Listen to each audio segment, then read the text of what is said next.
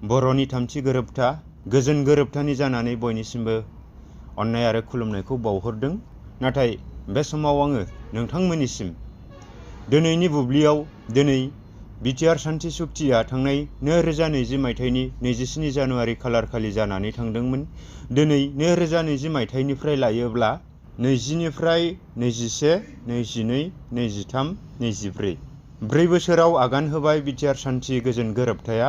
नाथाय बिटिआर शान्ति गोजोन गोरोबथानि गेजेरजों साबैसेया गोजोननाय मोनखो, साबैसेया गोजोननाय मोनाखै, बिनि सायाव आङो बिटिसिनि थागिबिजों लोगोसे समग्र आसामाव थानाय बर' सुबुंफोरा बेसेबां गोजोननाय मोनदों, गोजोननाय मोनाखै, बिनि सायाव आं नोंथांमोननिफ्राय अपिनियन बा कमेन्ट्सनि गेजेरजों फोरमायहरनायखौ आं हास्थायो।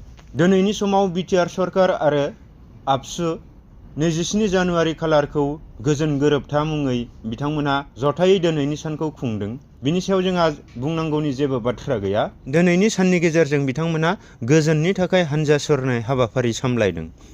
नाथाय जों बेखौसो कुइसन खालामनो लुबैयो, दिनै जुदि बिथांमोनहा गोजोननि थाखाय हानजाखौनो गले गले सुरबाय थायोब्ला आरो मोनफ्रोमबो मेल मिटिंफोराव दिनै बिटिआर शान्ति चुक्तिनि उनावहाय गोजोना फैबाय होननानै बुंनायनि उनावबो जे गोजोननि थाखाय बिथांमोना हानजा सुरबाय थायोब्ला, अब्ला बै गोजोन फैबाय होननाय बाथ्रानि ओंथिया बहा थांखो?